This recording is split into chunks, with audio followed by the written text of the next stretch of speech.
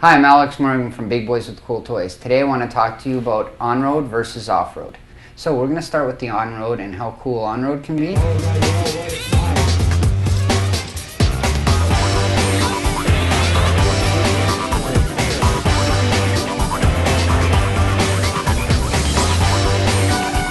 pros with on-road is getting together with a bunch of guys in an open parking lot, pick up pylons from probably your local dollar store, little cones, paper cups, and race around in a parking lot with a bunch of guys. And most of the time, they handle a lot better on pavement, and they are lower center of gravity, obviously lower, so they can skid out and drift. Monster trucks, because they have a higher center of gravity, they'll more likely tip over a lot easier versus the on-road car. Now, I'll just show you an on-road car. A lot of the on-road, when you're in a parking lot, a lot of the on-road pebbles and debris and stuff can get into all of these places and all these gears a lot easier than it can with an off-road vehicle. As you can see with the off-road stuff, a lot of the stuff is sealed up. So a lot of your gears and pieces to get into your receiver box and anything that may be exposed on your electrics, like mud, debris, rocks, is protected and encased.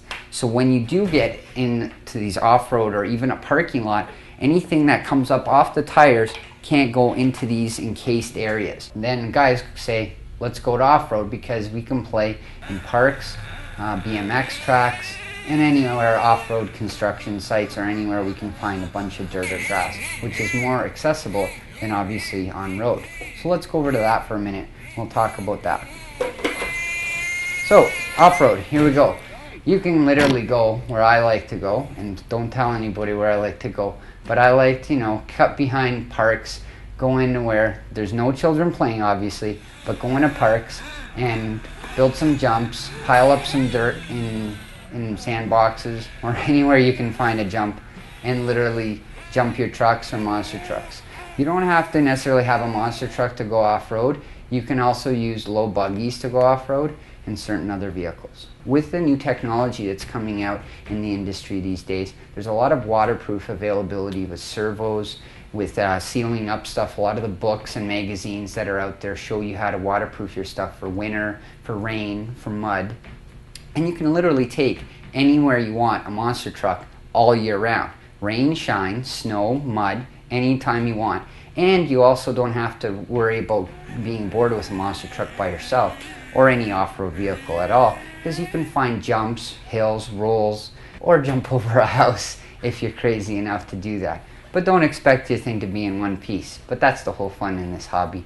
You can really do whatever you want as long as you're playing safe and nobody gets hurt.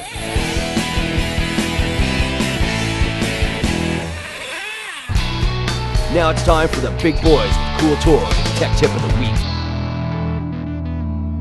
Over the past 3 years, Alex, I've had a lot of viewers out there writing me letters asking me what they should do when they purchase a brand new boat. They're worried about it leaking, they're worried about all different type of things on it. What are some of the tips that you can give me when you purchase a brand new boat like this? Well, the first two tips that I give anybody is trying to make sure no water gets in close to the electronics.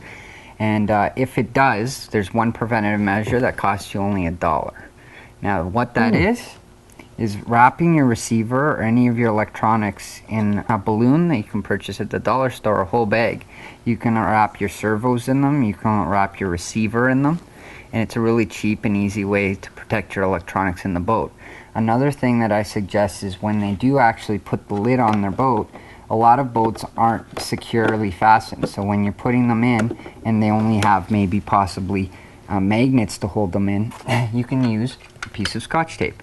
And you put a piece of Scotch tape around the edges of the boat to secure that it's a watertight seal and no water gets in to damage any of the components. Yeah, and then I guess when you finish, you just pull it off. Pull it off, and Scotch tape is not that expensive to be putting on and off all the time. And there you go. There's your Big Boys Tech Tip of the Week.